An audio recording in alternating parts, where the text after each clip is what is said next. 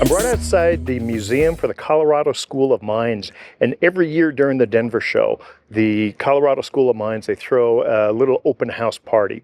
So I'm here to attend that right now, but what makes this year especially different is they have a special exhibit this year that's going to go on, I believe, for about a year, and it honors women in mineralogy, and it has all these wonderful exhibits put together by some of the different mineral women in our hobby. So let's go in, take a look at that. I'm really excited to see this. I hope you enjoy this. So as usual, it is always a great party here, filled with all different people from the mineral collecting world, and display cases everywhere. And in front of a bunch of these display cases, there are numbers on the floor that designate the collector who put in that specific display. So let's go around, see if we can find some of the wonderful collectors that have put this display together, and we can share it with all of you. All right, we're here with Tama Higuchi in front of her shared case. Yes. And Tama, great to see you. I would love to hear how you got involved in this exhibit. Thank you so much, Brian. I appreciate you coming out and taking a look. Well, a few months ago, Renata, who's the director of the Mines Museum here, reached out and asked me if I wanted to be a part of a women collectors exhibition. And I was Super. so excited by the idea because I think women collectors, they rarely get the spotlight, and people fail to realize that a lot of these women collectors have an amazing variety of collections. I mean, you look around the room, you have a Smithsonite only case, you have thumbnails, you have these amazing cabinet specimens. And to have all of that brought together into one exhibition that celebrates women collectors is such a privilege to see and a real privilege to be a part of. You know, and I think one of the words that you use there, celebrate, is really key, because the energy in this room is outstanding and everybody is so excited. You have not just put minerals in, but everybody knows you as a wonderful mineral artist. Thank you. So you have combined your thumbnail collection, which is the size that you predominantly collect in, and your pieces. Do you want to tell us anything about, let's pick one of your favorites Absolutely. here and give us kind of a deep dive into it. Well, you know what? This is the smallest painting in my collection, but to me, almost the most important, just because neptunite, as unassuming as it is actually my favorite mineral. Is it really? It is. And this is the very first neptunite I ever got from my collection. No kidding. And out of all the mineral paintings in this case, this is also the oldest one. I painted this in 2021, which is just a year after I started painting minerals. So even though it's not the biggest or flashiest art or specimen, I really thought it was important to bring it here because it told a story about my own collecting philosophy and what I love to do. I absolutely love that.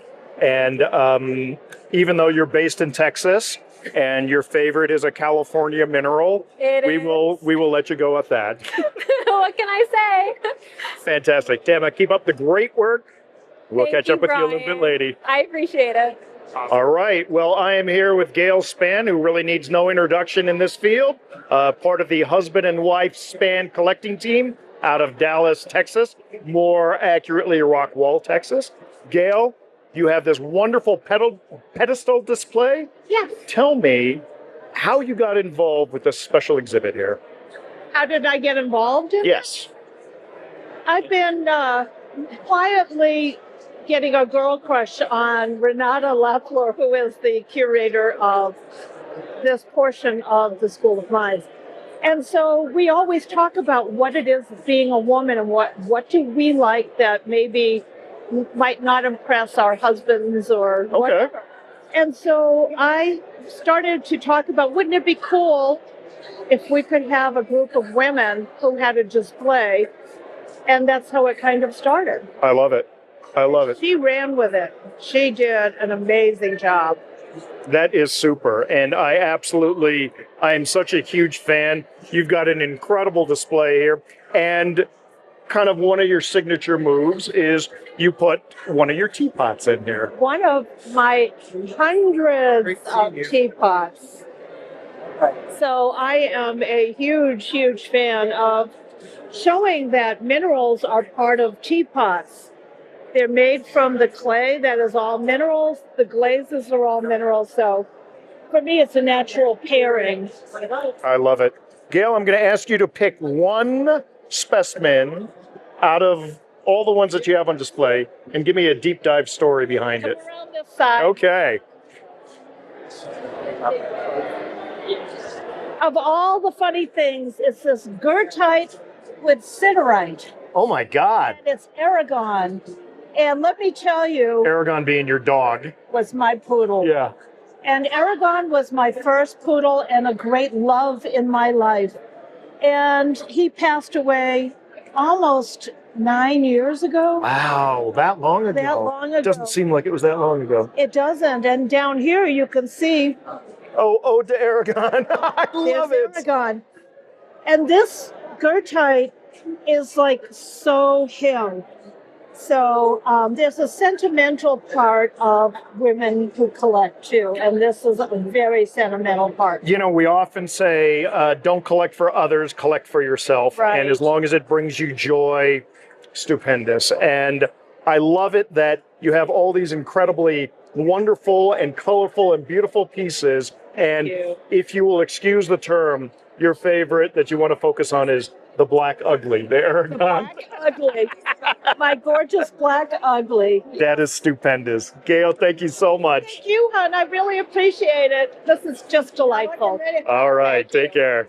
All right, we are here with Ashley Palafox, who has put in this incredible display of absolutely fabulous Smithsonites, all sizes, all shapes, all colors. Ashley, got to ask you the same question I'm asking everybody. How did you get involved in this exhibit? So I got put in touch with Renata, the museum's director, towards the beginning of this year by a mutual friend Okay. who told me that Renata was looking into putting in a display of women collectors' collections, and I was so thrilled to hear that. I think that it's so important to showcase the collections of all of the fabulous women collectors that are out there. Certainly, absolutely, I I know agree. some of these folks in person already, and I'm happy to meet the rest of them here. And I think that this is a really unique display, and it's really a privilege to be a part of it. Absolutely. Now, my understanding is the display is going for a year? Yes, one Yeah. year, yeah. Fantastic. Okay, let's take a look at your display, and I love asking the question, pick one of the pieces, and understood it may not be your favorite because it's hard to choose the favorite child, but pick one piece and tell us a little story behind it. All right, so it is like asking about your favorite child, but I am going to talk about this pink Sumeb Roms piece right here. Okay. And I am happy to sort of present that one because that's a newer piece in my collection. I've acquired it within the last year. And that was formerly in the collection of Jack Halpern. Wow, fantastic. Yeah. So you're carrying on the legacy. Absolutely. And, you know, it's such a privilege to have something from his collection. And I'm from the Bay Area in California. Oh, perfect. And so you're sort in of the same neighbors. area. Yeah, and so I've gotten to meet him actually at some local shows, even Oh, how within the lucky. last few years. Oh, yeah. He's going to outlast all of us. I'm convinced of it. He's incredible. And so I feel like, you know, being able to have something that so perfectly fits my collection that I feel like I can also see his eye for aesthetics in. I love it. And have something from him to carry forward into the future, hopefully for, you know, the coming decades in my collection is really special. That's awesome. You know, Jack collected, his whole thing was it's all about beauty. Yep. And he is such a beautiful man. We love him dearly. And I think he would be proud to see his piece in your collection in Thank such a you. prominent display. Thank you. I hope so. Yeah, absolutely. Ashley, thank you so much. Thank you. All right, we are now here with Safaa Yu, and she has put in this incredible collection of beautiful thumbnails. Safaa, how are you? Doing well. Fantastic. I'm asking everybody this question because I'm fascinated. How did you get involved in this exhibit? Actually, I was recommended by Christopher. I think because he knows that I've been keeping this kind of a thing. Sure, yeah. And then he thought I would be fitting into this theme as a female collector. And then I thought it was a good idea. Absolutely. What's been the feedback that you've gotten from your collection? Oh, everybody is very fascinating, like, especially because I put them into pairs. So Oh, okay. there's a special hidden theme going on, so. Superb. Now, have you ever exhibited before? I kind of recall once or twice in Tucson, but not really like with this many specimens. These are fantastic. And how long have you been collecting? Up to now, it's actually my 20th year. So. Your 20th year. Yes. Superb. Okay. And so we're kind of walking around, taking a look at everything here. I love how you have this island pedestal. Right. And so, you know, we can do 360s all the way around. And one question I like to ask everybody tonight is tell us the deep dive story behind one of the pieces here. Which piece is it? I guess at the moment on the top of my head would be like that number 2, Amazonite. Number 2, the Amazonite. Okay. It was a pleasant memory from like the Joe Doris Smoky Hawk Of play. course. Because we made an appointment that time with Joe, and we went to dig both of the Amazonite Smoky Quartz area and the Topaz. And Right. it was still, I think it was right after a Tucson show, so it was still cold. Like we were like nose running and trying to find something. But we find some combo pieces, just not as this quality. Yeah. But then the following Denver show, Joe had this, and he told us this was find exactly where we were digging. We just not. It was just a little. It was deeper, 1 centimeter away kind of thing. Yeah. that kind of a situation. That's super. And So then he brought this out and Yes, and then yes, and we have to buy it, right? It's like. I love it. And he gave us a very fair price. Of course. I mean, that's Yeah. Joe. And so I love it because there's a real personal story behind that, and it's a field collecting story. Yes. That is superb. Safaa, thank you so much. You're welcome. All right, we are here with Gabby Warner from Florida. Gabby, this is an incredible looking case. It really is stunning. High compliments. I want to ask you, how did you get involved in this exhibit? Renata contacted me from the museum, and it was such an honor for her to contact me, and I'm so honored to participate in this exhibit and to share some of my loves with the public. I can't give her enough thanks for putting together something that has such great energy and such great feedback from the community. And really, I thank you, and I thank all the exhibitors for participating. Thank you. And thank you for coming and being here. And I wouldn't miss it for the world. yeah. Okay, Gabby, I'm going to do something that I'm going to ask you a question that's a very difficult question to answer, because the question is akin to, tell me the name of your favorite child. So I'm going to say, of all these lovely things, pick something where you can tell me a little bit of a story behind it. Well, one of my favorites, or my favorite in this case, is probably the tourmaline suite. Okay. The Brazilian tourmaline suite. And it's one of my favorites because I started out as a gemstone collector, and the tourmaline is one of my favorite stones. And the progression of the lepidolite pseudomorphing the tourmaline is just gives me goosebumps. I love it. It's a series. Yes. Yeah. It's a story in itself. I love it. And I love that it grew out of your initial passion, which was gemstones. Right, exactly. And now you've expanded it to be these incredible minerals. You've got some incredible pieces. I love that Legrandite. There's so many things that jump out here. Thank you. Really, really, congratulations. Thank you so much for being part of the exhibit. Thank you. Right. From the bottom of my heart, thank you. You're welcome. We are here with, I have to say, one of our newest little celebrities. We're here with Hannah Broadhagen, and she has put together an absolutely incredible rough and cut display. We're used to seeing just her mineral collection, but in a couple occasions, you've put together a rough and cut. Hannah, fantastic case. How did you get involved in this exhibit? So as you know, I've been exhibiting my rough and cut collection, which consists of the mineral and matching locality gemstone for several years now. And Renata, the Mines Museum director, gave me a wonderful opportunity to exhibit here in the Female Collectors Exhibition, which I'm very grateful for. And I always like sharing my collection with others, and I especially love to be a role model for other young girls interested in mineralogy and gemology. Absolutely. I think you're doing a great job. I think you're opening it up, and for any young woman collector who's out there, I think you're serving as a great example. And you know what a fan I am of yours. So, you know, this is just, it is so great to see this. I'm going to ask you a real tough question. One of the toughest questions I can ask anybody. Pick one of these pieces and give us a little bit of a deep dive understanding behind the story behind the piece. And it's not me saying this is your favorite piece. It could be your favorite piece, but pick one and let's talk about it.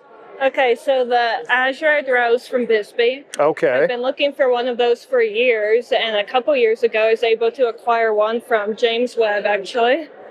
Super. And so, of course, I had to look for a stone to match it, and one of my friends who's a cutter was able to find some rough, and his wife cut it for me in the shape that matches the crystal. Absolutely. That is superb. I love that. And I love that it was James Webb, who is a good friend of all of ours. That's the focal crystal for you people there at home. And I love the fact that you've got the cut echoing the rough. For sure. Beautiful piece, beautiful piece. And I think it's important to point out that last few years at Denver, you have entered competition and you keep sweeping the competition. This year, you actually didn't enter a case because you put this case in, right? That's right. That is fantastic. Hannah, thank you so much. And we're going to catch up with you in Tucson. Thank you for participating. Thank you for sharing your story about your pieces here. And thank you in advance for what you're putting together in Tucson. Thank you, Brian. Awesome. Thank you. This is the woman of the evening. Renata, you have done such an outstanding job. We've talked to a lot of the exhibitors, and universally, and this is unprompted, everybody has mentioned you and talked about how much they appreciate what you've done. I know you're swimming a bit of an upstream battle here, but I would love to hear your perspective on how this got started, what inspired you, and most importantly, the reaction that everybody has had tonight here at the School of Mines. Thank you for taking the time to speak to me today. I really appreciate it. Okay, so inspiration. Well, I am a geologist, actually. I'm also a gemologist. And ever since I was a little girl, I loved gems. I got my first box of rocks in second grade during a bingo game. During a bingo game, yes, I love it. I didn't pick the erasers or the pencils. I picked the box of rocks. And my teacher was a nun, Sister Joanne, God rest her soul. She was like, yes, Renata, you can have the rocks. And I was in Chicago. There was no anything like topography, gold mining history, nothing special. And so I've loved it ever since I was little. And I think when I came here, I'm a mother with 5 daughters, also a woman in science. And I just felt like I see people come through the museum and they look at these cases and they see rocks and they see minerals, but they don't understand the stories behind them. They don't get the people. They don't get the culture. They don't understand the history, the amount of work, right? The blood, sweat, and tears. And so I really wanted to give these women, these exhibitors, an opportunity to sort of show themselves, tell their story, so that when the little girls come to the museum and they see the rocks of all sizes, even not knowing how much they're worth, they can see themselves in it too. Absolutely. That was really important to me. Absolutely. So it serves as an inspiration for all. Absolutely. And, you know, I think it doesn't matter what the gender is. It doesn't matter what the origin, the background, the religion. If anything can serve a person as an inspiration to do something wonderful, such as collecting minerals, sharing the knowledge. You know, my whole thing about the mineral world is I chase the stories. I'm not such a lover of minerals more than I am of the human-based stories Totally. behind the minerals. And that's why I do what I do at Blue Cat Productions. And so you're doing like the exact same thing in your capacity as curatrix here at the Colorado School of Mine Museums. you. It is absolutely amazing. I am so proud of you, and I'm in awe and humbled by what you've done here. Thank you. And I can't applaud you enough and encourage you to carry on and carry forth. You're the best, Brian. Thank you so much. And if you all aren't sure, I encourage you to just come and see the rocks because they're so good. They're so good. Absolutely. Thank you so much, Renata. Thank you, Brian.